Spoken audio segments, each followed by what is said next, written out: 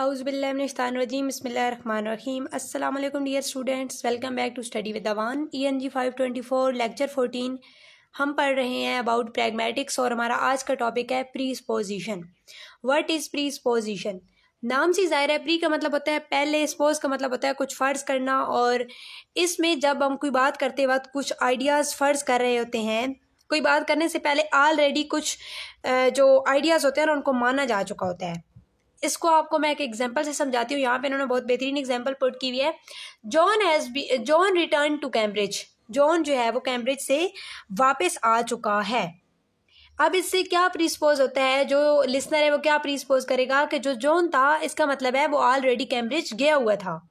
If I were Superman I would be bullet proof. अगर मैं Superman होता तो मैं बुलेट प्रूफ होता। इससे आप यहाँ पे इन्होंने यूज किया word if I were Superman, अगर मैं सुपरमैन होता, मतलब कि सुपरमैन नहीं हूं मैं। अब ये जो हम सपोज करते हैं ना, ये जो एनालिसिस होता है इसके डिफरेंट लेवल होता है। ये लेक्सिकल लेवल पे भी होता है, वर्ड और फ्रेज लेवल पे भी होता है। इन्होंने वर्ड और फ्रेज लेवल की यहाँ पे एग्जांपल भी दी हुई है। आई स्टॉप स्मोकिंग, मैंने स्मोकिंग छोड़ दी, इसका मतलब है कि आई यूज टू स्मोक। इससे हम ये सपोज कर लेंगे। इसके अलावा यहाँ पे उन्होंने और एग्जाम्पल दी हुई है। यहाँ पे एक बहुत इंपॉर्टेंट क्वेश्चन है, आपसे पेपर में पूछा जा सकता है। अच्छा, यहाँ पे ये बट और ये जो है ना, ये वो दे के पूछ सकते हैं ऑप्शन में भी, ये क्या चीज़ है, इसको क्या कहते हैं। अब ये जो कंजक्शंस होती है ना, बट एंड और, तो इसको नाम दिया था ग्राइस ने कन्वेंशनल इम्प्लीकेशन का। कन्वेंशनल इम्प्लीकेशन का कॉन्सेप्ट आपसे पूछा जा सकता है। यहाँ पे फिर आगे बात हो रही है कि डिस्कोर्स लेवल पे भी होता है, प्रैग्मेटिक कॉम्पिटेंस लेवल पे भी होता है। तो ये आपने एक दफ़ा रीड कर लेना है। The pragmatic Meta level is about procedural knowledge. ये वाला इंपॉर्टेंट एमसीक्यूज है। इसमें हम ये देखते हैं कि how to make sense of discourse and the world. ठीक है, इसके अलावा आगे इसकी डिटेल अगले टॉपिक्स में है, तो हम डिटेल से पढ़ लेते हैं। Sentence level प्रीसपोजिशन।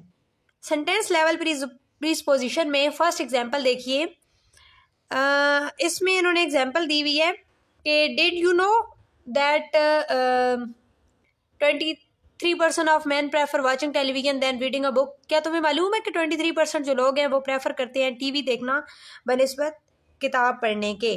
तो यहाँ पे पहले से ये सपोज किया गया है कि ये बात सच है। ठीक है, अब ये एक फैक्ट है कि 23% लोग ऐसा करते हैं। इसमें सिर्फ ये पूछा जा रहा है कि क्या आपको इस बारे में पता है। इसके अलावा आगे यहाँ पे इन्होंने एग्जाम्पल दी हुई है, stop nagging about his work. अब अबाउट हिज वर्क से हम ये समझ सकते हैं कि ये किसी कोई मेल इसमें इन्वॉल्व है, और इसमें ये माना जा रहा है कि कोई नैगिंग कर रहा है। तो स्टॉप नैगिंग यानी कि नैगिंग ना करो किसी, मतलब नैगिंग का मतलब है किसी को बॉदर करना, एनॉय करना, हैरेस करना भी इसमें आ सकता है। तो अब यहाँ पे उससे मना किया जा रहा है, तो मतलब ऑलरेडी नैगिंग हो रही थी। तो ये थी इसकी कुछ एग्जाम्पल। इनको आगे इन्होंने इस टॉपिक में एक्सप्लेन किया हुआ है, इसको आप रीड कर लीजिएगा। अगला हमारे पास यहाँ पे फिर इन्होंने कुछ एग्जाम्पल पुट की हुई हैं। Temporal classes before act, since, after, when ever. अच्छा, टेम्पोरल क्लासेस जिसमें कोई टाइम की बात हो रही होती है, इससे पहले ये हुआ था, उस टाइम तक ये हुआ था, उसके बाद इसमें टाइम की बात हो रही होती है। ठीक है, अब इसकी इन्होंने एग्जाम्पल दी हुई। अच्छा, ये वाली जो स्टेटमेंट्स है ना, ये वो एग्जाम्पल में दे के पूछ सकते हैं कि ये टेम्पोरल है, या इसकी आगे हम मजीद पढ़ते हैं जो कौन कौन सी टाइप्स है।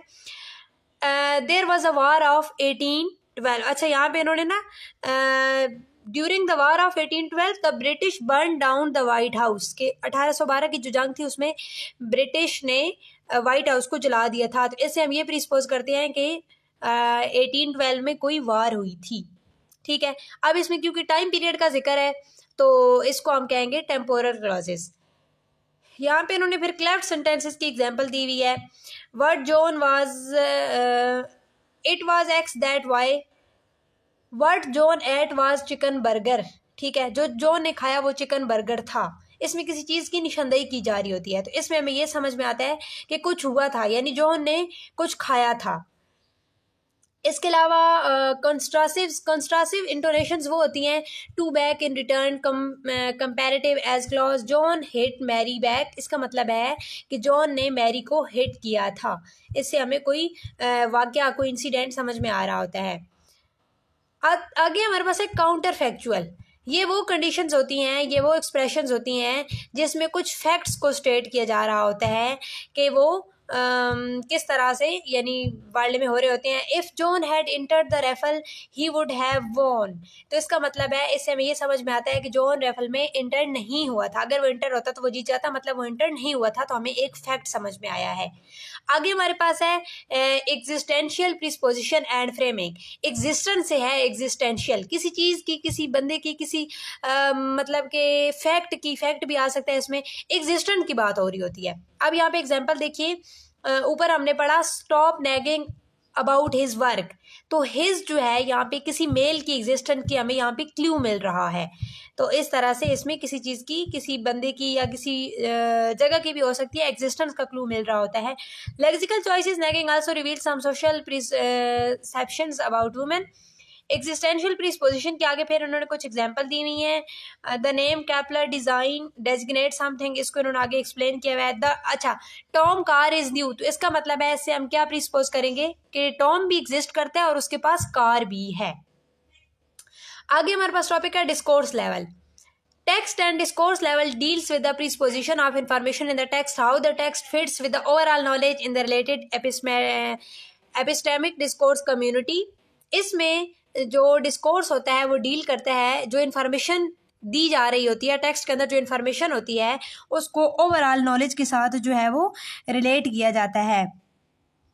यानी यहाँ हम ये देखते हैं कि जो पूरा डिस्कोर्स है, पूरे जिस टॉपिक पे बात हो रही थी या जो हमारे पास टेक्स्ट है जिस टॉपिक पे, वो उसके जो बैकग्राउंड में आइडियाज़ कौन से छुपे हुए हैं। अब जैसे यहाँ पे इन्होंने एग्जांपल दी हुई है कि कुकिंग या हेल्थ का जो ख्याल रखना है ना, अगर वो एक औरत से रिलेट किया जाए तो वो एक नॉर्मल बात लग रही होती है, ठीक है। इसमें हमारे कल्चर की भी दखल अंदाजी होती है, और अगर वो इसको मेल से रिलेट किया जाए तो वो थोड़ा सा यानी अनयूजुअल लगता है। यानी प्रीपोजिशंस जो होती हैं ये सोसाइटी की आइडियोलॉजीज को और सोसाइटी में जो एक सोच होती है, जो एक कल्चर होता है, उसको रिफ्लेक्ट कर रही होती है। अब इसमें सारा कुछ हमने ये पढ़ा, मेन जो पॉइंट्स थे जो आपने याद रखने हैं वो ये है कि प्रीपोजिशन का मतलब होता है कि वो बातें जो डायरेक्टली नहीं बोली जा रही होती लेकिन उन्हें मान लिया गया होता है, ठीक है, प्रीपोज उन्हें कर लिया गया होता है। हर सेंटेंस में कुछ हिडन मीनिंग होते हैं। जैसे स्टॉप नैगिंग का मतलब था कि नैगिंग हो रही है तभी तो उसे स्टॉप करने के लिए कहा जा रहा है। इफ़ आई वर सुपरमैन मतलब कि सुपरमैन नहीं हूँ, अगर सुपरमैन होता तो बुलेट प्रूफ होता। ये सारी एग्जाम्पल्स हमने पढ़ी। इसके अलावा हमने ये पढ़ा कि सीडीए में ये जो स्टडी होती है ये हिडन आइडियाज़ और आइडियोलॉजीज को किस तरह से प्रमोट किया जाता है, सीडीए में हम ये पढ़ते हैं। अगर हम प्रीपोजिशन को, प्रैग्मेटिक को सीडीए के साथ रिलेट करें तो इसमें ये समझा जाता है कि जो हिडन आइडियाज़ है, हिडन आइडियोलॉजीज है, उनको किस तरह से लैंग्वेज के यूज़ के जरिए प्रमोट किया जाता है। प्रीपोजिशन एनालिसिस में हमने ये पढ़ा, इससे हम ये समझते हैं कि मीडिया, लैंग्वेज और जो हमारी डेली की कम्युनिकेशन भी होती है कैसे लोगों की सोच पे असर डालती है। तो ये सारा कुछ इंपॉर्टेंट पॉइंट्स थे जो कि हमने इस चैप्टर में डिस्कस किए। मिलते हैं नई वीडियो में नए टॉपिक के साथ। अगर आप चैनल पे न्यू हैं तो चैनल को सब्सक्राइब कर लें ताकि लेटेस्ट अपडेट्स आपको मिलती रहें। दुआ में याद रखिएगा। अल्लाह हाफिज़।